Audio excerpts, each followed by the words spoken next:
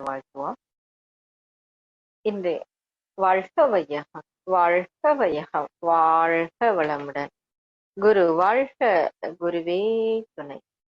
ஆசான் அவர்கள் நம்மோடு சூக்மமாக நிறைந்து என்னையும் ஒரு சிறந்த கருவியாக்கி இன்றைய சிந்தனையை மிக சிறப்பான முறையில் வழங்குவாராக.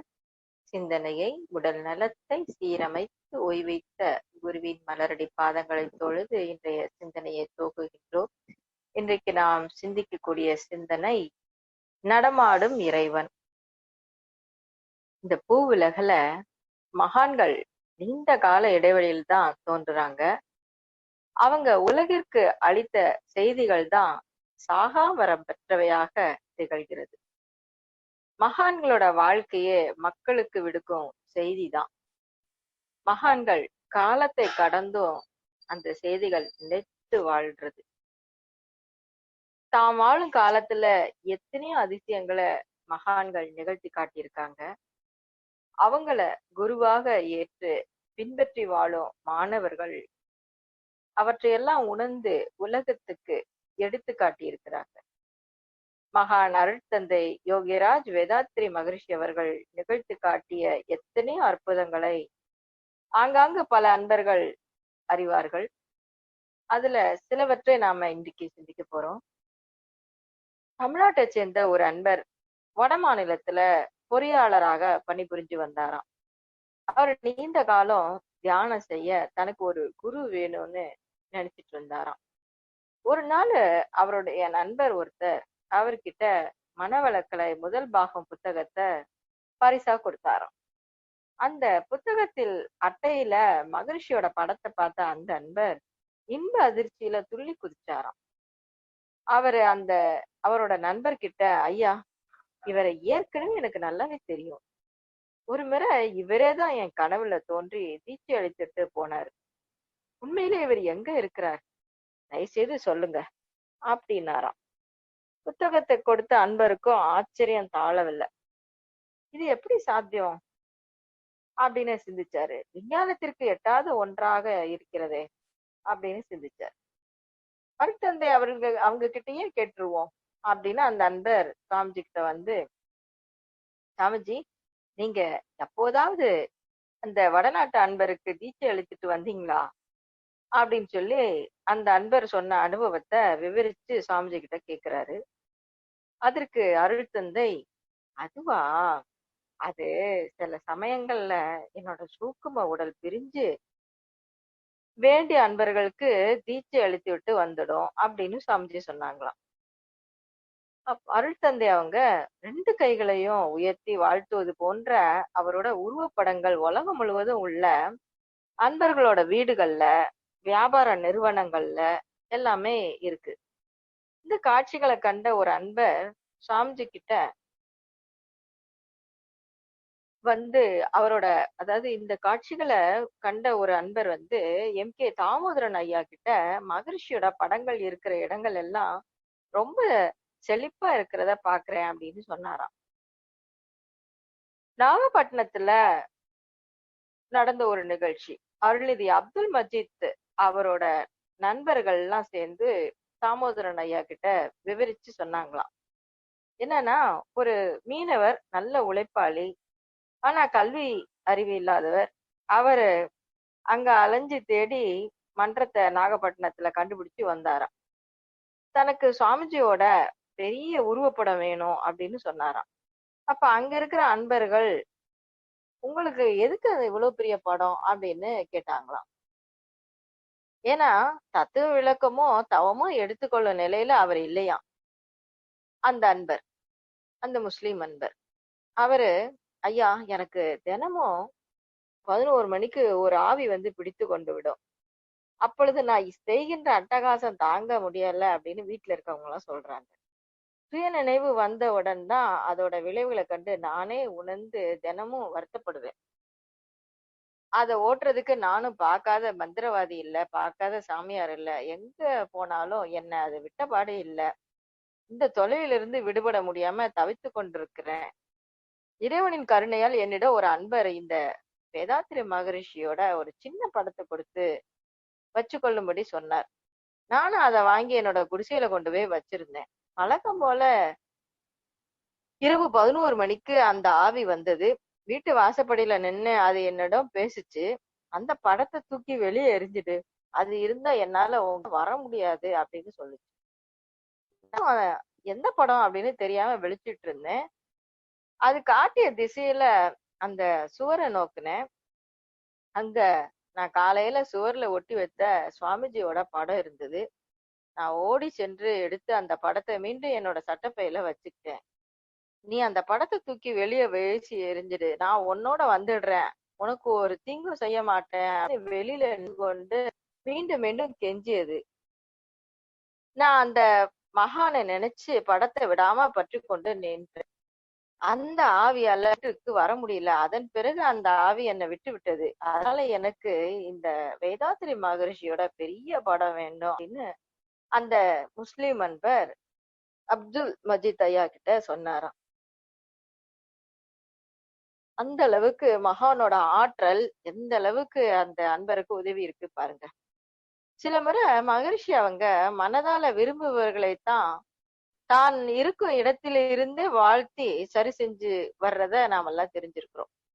சில சமயங்கள் அது போன்ற ஆவிகளை விரட்டும் போது மகரிஷி கிட்ட அந்த ஆவிகள் வந்து ஏன் என்ன விரட்டுறீங்க அப்படின்னு கேக்குமா. அப்போ சுவாமிஜி அவர்கள், நீ அந்த உயிருக்கு துன்பம் விளைவிக்காமல் இருப்பதானால் நான் உன்னை வாழ்த்தி விடுறேன், அதோட இருந்துரு அப்படின்னு சொல்லி வாழ்த்தி அமைதி அடை செய்வாங்களாம்.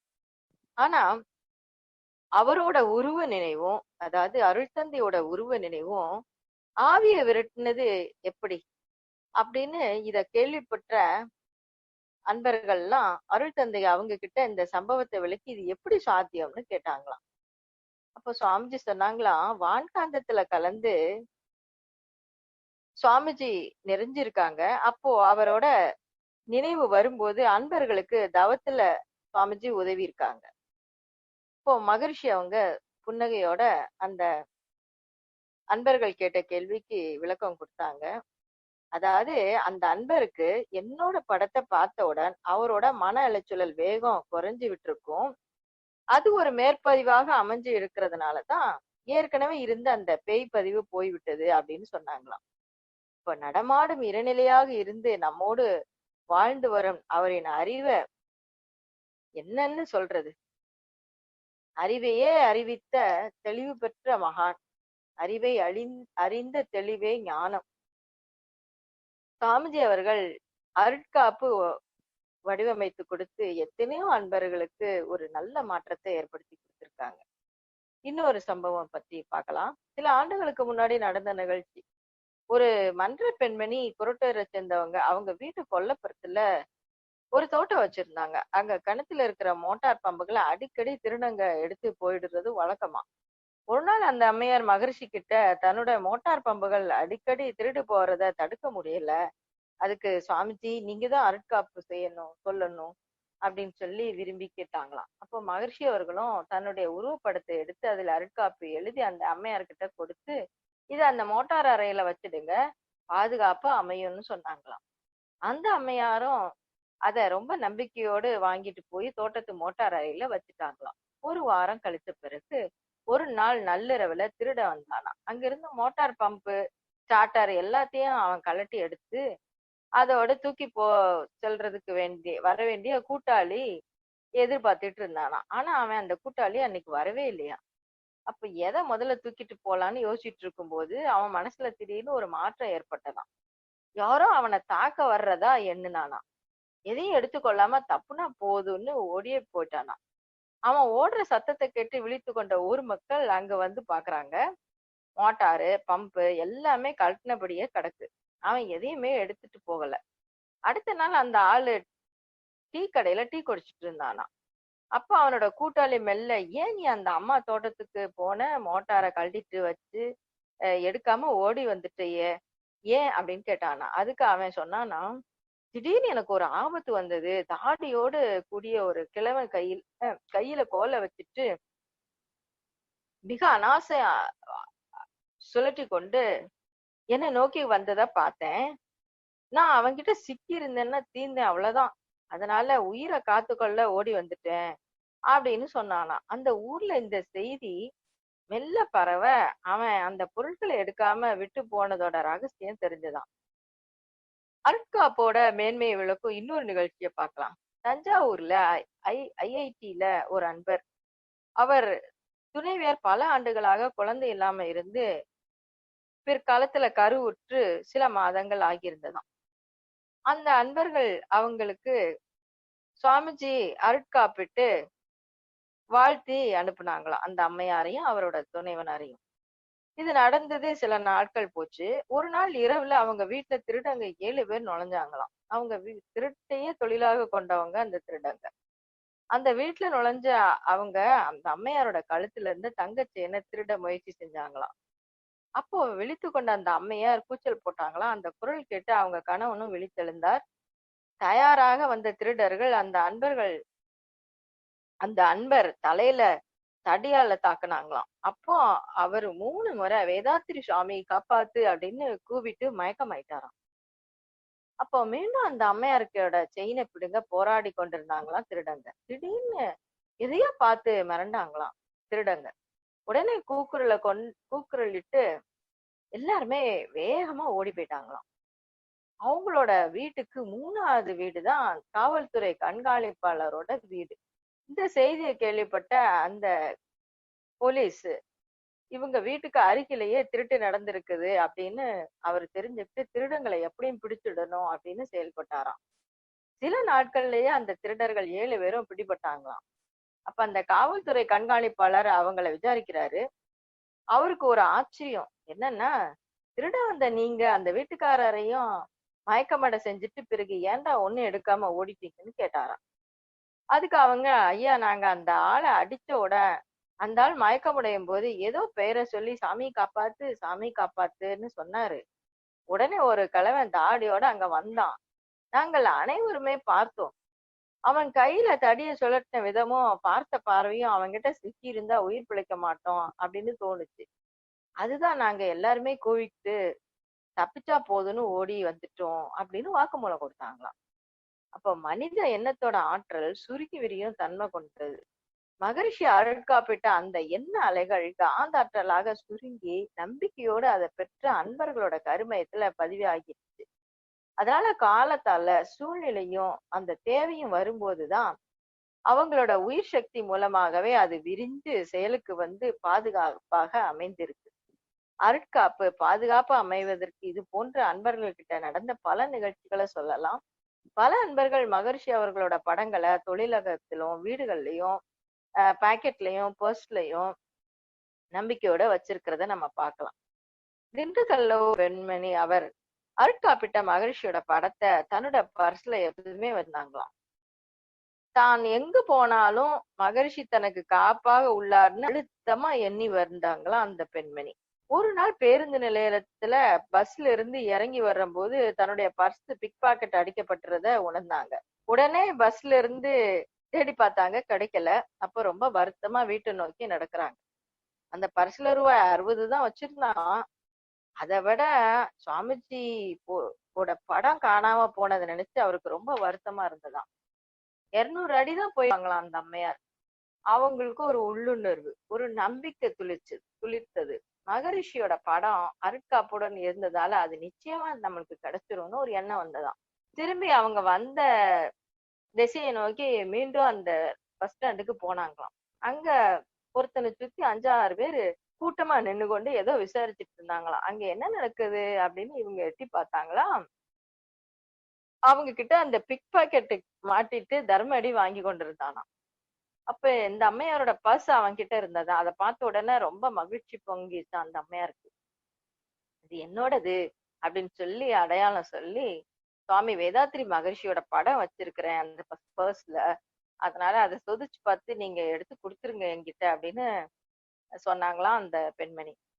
அப்ப பர்ஸை எடுத்து கொடுத்துட்டாங்களாம். அப்போ மற்றற்ற மகிழ்ச்சியோட அதை பெற்று மகர்ஷி மேல் கொண்ட நம்பிக்கை தன்னை காத்ததாக நினைச்சாங்களாம். இப்படி எத்தனையோ உதாரணங்கள் சொல்லி கொண்டு போகலாம். ஒரு ஒரு அன்பர், அவர் மிலிட்ரி சர்வீஸ்ல இருக்கிறவரு. அவரு காயக்கல்ப பயிற்சி எடுத்துட்டு சுவாமிஜியோட படத்தை அருட்காப்பிட்ட படத்தை பர்ஸ்ல வச்சுட்டு எங்க போனாலும் அதை பாதுகாப்பா தனக்குள்ள இருப்பதாக எண்ணிக்கொண்டே செல்வாராம்.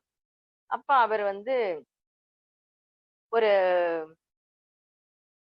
போர்ல வந்து ஈடுபட்டப்ப ரொம்ப மயக்க நிலை அடைஞ்சு அவர் படுத்துட்டாராம்.